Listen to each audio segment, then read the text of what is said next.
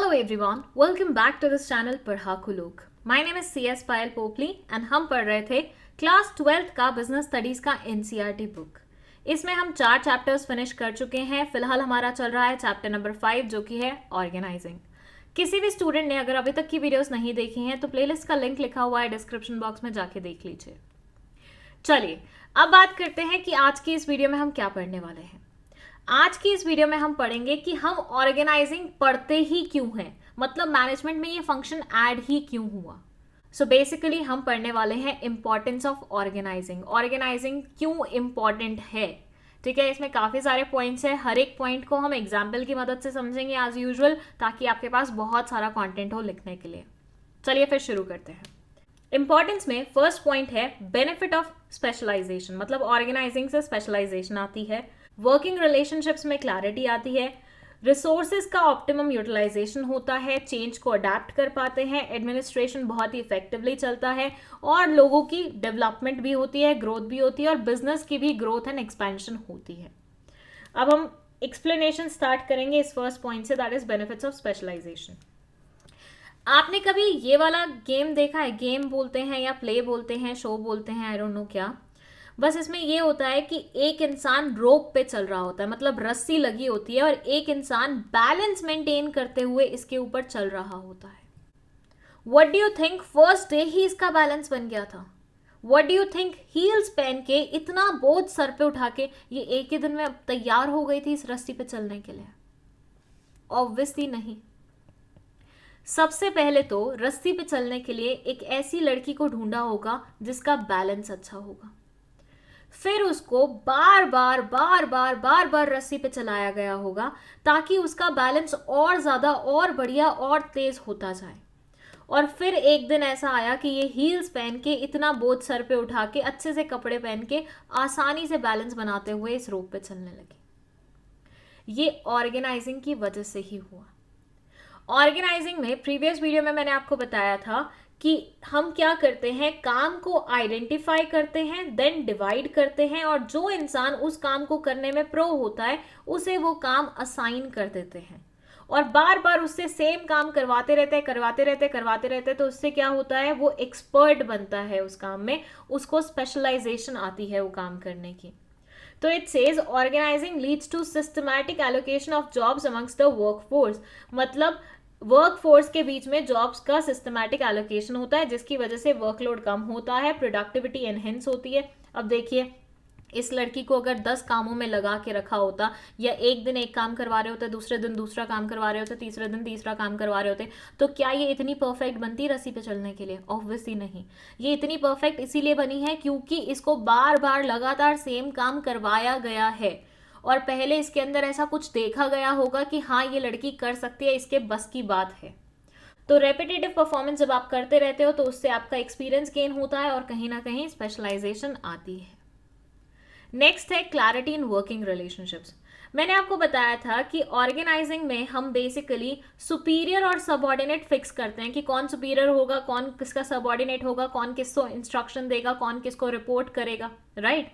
तो यहां से क्लैरिटी मिलती है कि अगर आपके पास कोई काम नहीं है तो आपको किसके पास जाना है काम लेने के लिए. आपका काम कंप्लीट हो गया है तो आपको किसके पास जाना है काम के बारे में रिपोर्ट करने के लिए. कौन आपको इंस्ट्रक्शन दे पाएगा, कौन आपको ऑर्डर दे पाएगा. तो एक प्रॉपर एक हायरार्की बन जाती है जिसकी वजह से आप इधर उधर भटकते नहीं रहते. मतलब अब ये सबऑर्डिनेट का काम खत्म हो गया तो ही वोंट बी लाइक कि इधर जा रहा है कभी उधर जा रहा है, किसको बताऊं, किससे नेक्स्ट काम मांगू, किसके पास जाऊं, क्या करूं. ऐसे नहीं होगा. मतलब ये अनक्लियर माइंड से नहीं बैठा होगा. इसका काम खत्म हुआ या फट से जाएगा अपने बॉस के पास, उसको इन्फॉर्म करेगा कि मेरा काम खत्म हो गया, मुझे नेक्स्ट काम दे दो. तो वर्किंग रिलेशनशिप में भी काफी क्लैरिटी रहती है. कम्युनिकेशन लाइंस भी काफी प्रॉपर रहती है. सबको पता होता है मुझे किसके साथ कम्युनिकेट करना है, किससे इंस्ट्रक्शंस लेनी है, क्या बोलना है. So it says the establishment of working relationships clarifies lines of communication and specifies who to report whom. किसको किसको रिपोर्ट करना है. This removes ambiguity in transfer of information and instruction. इसकी वजह से जो ambiguity रहती है, थोड़ा ambiguous रहता है नेचर, वो थोड़ा सा सही हो जाता है. इसकी वजह से हायरार्किकल ऑर्डर बिल्ड हो जाता है, फिक्सेशन हो जाती है रिस्पॉन्सिबिलिटी की. मतलब सबको पता है कि कौन किसके लिए रिस्पॉन्सिबल है, कौन किसके लिए अकाउंटेबल है, किसकी अथॉरिटी कैसे बनती है. नेक्स्ट है ऑप्टिमम यूटिलाइजेशन ऑफ रिसोर्सेज. आपने कभी गन्ने का जूस बनते हुए देखा? क्या होता है उसमें? एक बार मशीन में गन्ना डाला जाता है, उसके बाद सेम गन्ने को दोबारा डाला जाता है, फिर तीसरी बार, चौथी बार, पांचवी बार, जब तक उससे लास्ट रस की बूंद नहीं निकल जाती है उसको बार बार बार बार बार बार डालते रहते हैं। क्यों ऐसा क्यों करते हैं? ताकि उससे मैक्सिमम जितना हम आउटपुट ले सकते हैं उतना ले लें।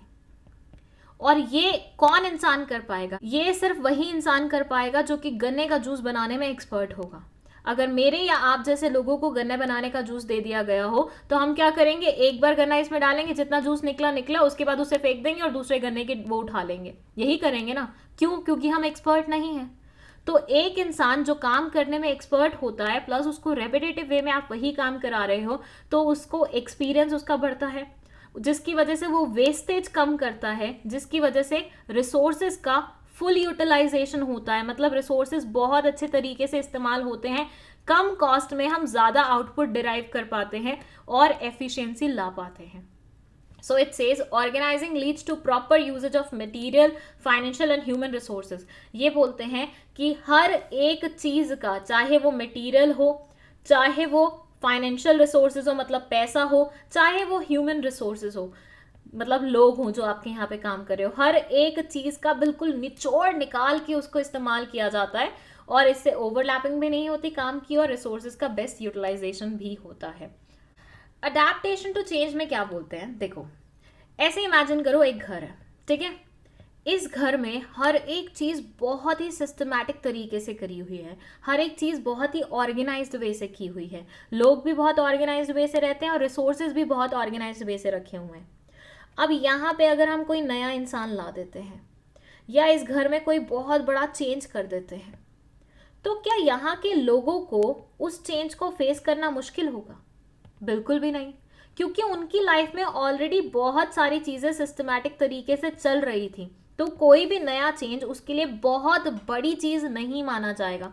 वहीं पे अगर एक दूसरा घर है जहाँ पे वैसे ही बड़ी हौच पौच रहती है, कुछ भी कहीं पे भी हो रहा है, कहीं पे कोई कहीं जा रहा है, कोई कहीं जा रहा है, कोई कहीं रह रहा है, कोई कुछ कर रहा है, वहाँ पे अगर आप छोटे से छोटा चेंज भी लाओगे ना, पूरा घर उथल पुथल हो जाएगा, कोई अडाप्ट ही नहीं कर पाएगा उस चेंज के साथ। सबको यूं होगा ये क्या हो गया हमारे साथ, अरे अरे निकालो इसको, हटाओ इसको, ऐसा हो जाएगा।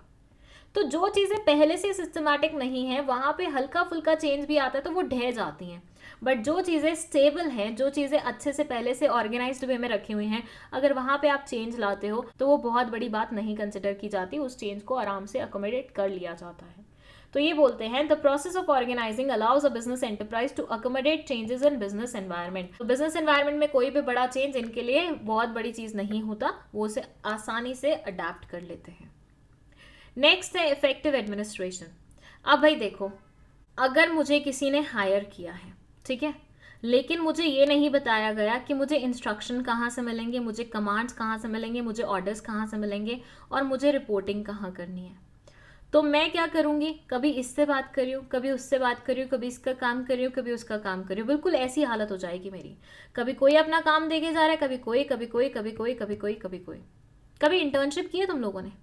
इंटर्न्स के साथ कुछ ऐसा ही हाल होता है। जब आई वॉज डूइंग CS की इंटर्नशिप, मुझे कोई भी रैंडम इंसान ऑफिस में उठ के कोई भी काम दे जाता था और मैं कुछ भी करती रहती थी पूरा दिन। किसी दिन कुछ किया तो किसी दिन कुछ किया, कोई क्लैरिटी नहीं थी। तो बस यही हाल ना हो, ये ऑर्गेनाइजिंग इंश्योर करता है। ये पहले से ही सिस्टम बना देता है कि भैया देखो तुम इसके अंडर आओगे, तुम्हारे अंडर ये आएंगे, तुम्हें ऐसे एक्ट करना है, तुम्हें इसको इन्फॉर्म करना है, ये तुम्हें इन्फॉर्म करेंगे। तो उससे पूरा का पूरा एडमिनिस्ट्रेशन बहुत ही अच्छे तरीके से चलता है। किसको कब कहाँ किसके पास जाना है, किस काम के लिए जाना है, क्या काम करना है, कैसे करना है, उन सारी चीज़ों की प्रॉपर क्लैरिटी रहती है। So it says organizing provides a clear description of jobs and related duties. हर इंसान को पता होता है उनको क्या काम करना है, प्लस उस काम में क्या क्या ड्यूटीज आती हैं वो भी अच्छे से मेंशन होता है। This helps to avoid confusion and duplication. अब इससे क्या होता है, कोई confusion नहीं है कि मेरे दिमाग में ये चल रहा है, सामने वाला भी सेम काम कर रहा है, मैं भी वही काम कर रही हूँ, ऐसा कुछ भी नहीं रहेगा। प्रॉपर एग्जीक्यूशन होगा और काम अच्छे बढ़िया तरीके से हो जाएगा एंड एडमिनिस्ट्रेशन भी प्रॉपरली इफेक्टिवली चलेगा। नेक्स्ट है डेवलपमेंट ऑफ पर्सनल। अब यहाँ पे ना फर्स्ट पॉइंट वाला एग्जाम्पल याद करो, उसमें क्या था, एक लड़की थी जो कि रोप पे बहुत आसानी से बैलेंस बनाते हुए चल रही थी। क्या वो हमेशा से ऐसी थी? ऑब्वियसली नहीं। जब वो आई होगी तो उसका हल्का फुल्का बैलेंस ठीक होगा, कभी वो इधर गिरती होगी, कभी उधर गिरती होगी, कभी यहाँ जाती होगी, कभी वहाँ जाती होगी, बहुत बार चोट भी खाई होगी। फिर वो इतनी प्रो हुई कि वो हील्स पहन के काम करने लगी।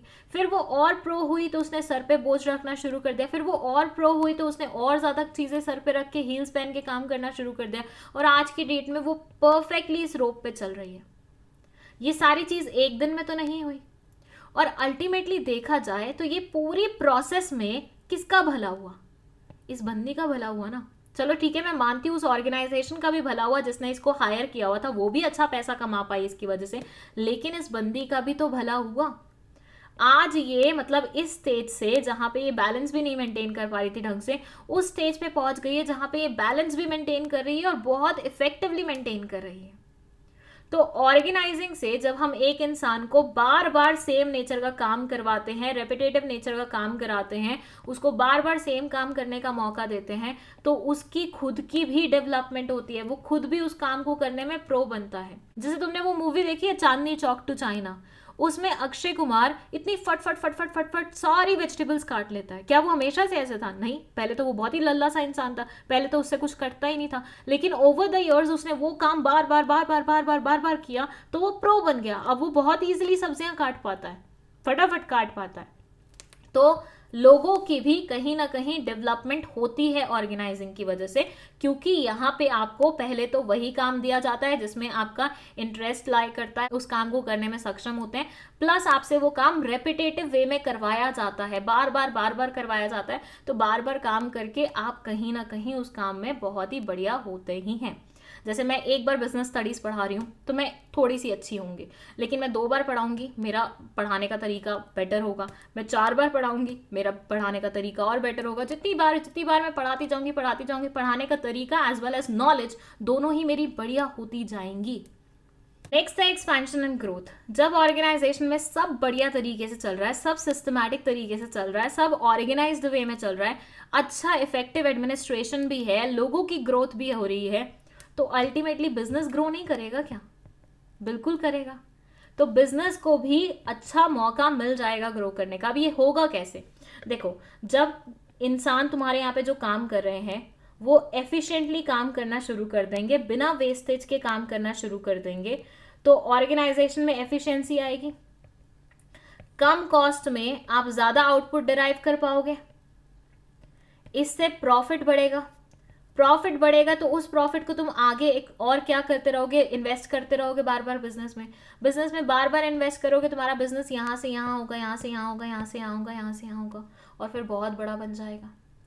सो एक्सपेंशन एंड ग्रोथ दोनों ही पॉसिबल हो पाती है। And that's it. हमारे इंपॉर्टेंस के पॉइंट्स यहीं पे कंप्लीट होते हैं। मैं एक बार रिवाइज करा दूं। बेनिफिट ऑफ स्पेशलाइजेशन में ये बोलते हैं कि बार बार अगर एक इंसान से एक ही काम करवाते रहोगे तो वो उस काम को करने में प्रो हो जाएगा, क्योंकि ऑर्गेनाइजिंग में हम ये तय करते हैं कौन किसके ऊपर काम करेगा, कौन किसके अंडर काम करेगा, तो वर्किंग रिलेशनशिप में बहुत अच्छे से क्लैरिटी आती है। क्योंकि हम एक इंसान से बार बार सेम नेचर का काम करवाते रहते हैं तो वो उस काम को करने में प्रो हो जाता है, जिसकी वजह से वो वेस्टेज कम करता है रिसोर्सेज की, और ऑप्टिमम यूटिलाइजेशन होती है रिसोर्सेज की। जब हर एक चीज प्रॉपर तरीके से चल रही है, ऑर्गेनाइजेशन में स्टेबिलिटी है, तो उसके कारण कोई भी नया चेंज हमारे लिए बहुत बड़ा नहीं कंसिडर किया जाता, हम आसानी से उस चेंज को अडेप्ट कर लेते हैं, क्योंकि सबको पता है कौन किसको रिपोर्ट करेगा, कौन किससे इंस्ट्रक्शन लेगा, तो उससे एडमिनिस्ट्रेशन भी बहुत इफेक्टिवली वर्क करता है, कोई भी कॉन्फ्लिक्ट नहीं रहता है और कोई भी एम्बिग्विटी नहीं रहती है, लोगों में कन्फ्यूजन नहीं रहती है।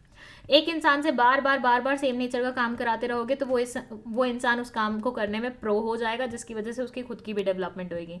हर एक काम प्रॉपर तरीके से चल रहा होगा, ऑर्गेनाइजेशन स्टेबिलिटी से चल रही होगी, प्लस ऑर्गेनाइजेशन में रिसोर्सेज का यूटिलाइजेशन भी ऑप्टिमम होगा, तो ऐसे में ऑर्गेनाइजेशन एक्सपैंड भी करेगा, ग्रो भी करेगा। And that's it. I hope आपको ये सारे इंपॉर्टेंस के पॉइंट्स बहुत अच्छे तरीके से समझ में आए हैं। कोई भी डाउट है आप कमेंट सेक्शन में लिख सकते हैं। वीडियो पसंद आए तो लाइक का बटन दबा दीजिए, शेयर कर दीजिए इसे अपने दोस्तों के साथ, और चैनल को सब्सक्राइब करते हुए जाइएगा, प्लस बेल आइकन भी प्रेस कर दीजिएगा सो दैट नेक्स्ट वीडियो की नोटिफिकेशन आपके पास पहुंच जाए। And with that 12th class की इकोनॉमिक्स भी स्टार्ट हो गई है चैनल पे, फटाफट जाके उसकी भी वीडियोज देख लीजिए, एंड अपने प्यारे प्यारे कॉमेंट से मुझे खुश करते रहा करिए, क्योंकि वहां से मुझे बहुत ज़्यादा मोटिवेशन मिलती है। And that's it. Thank you so much for watching this video.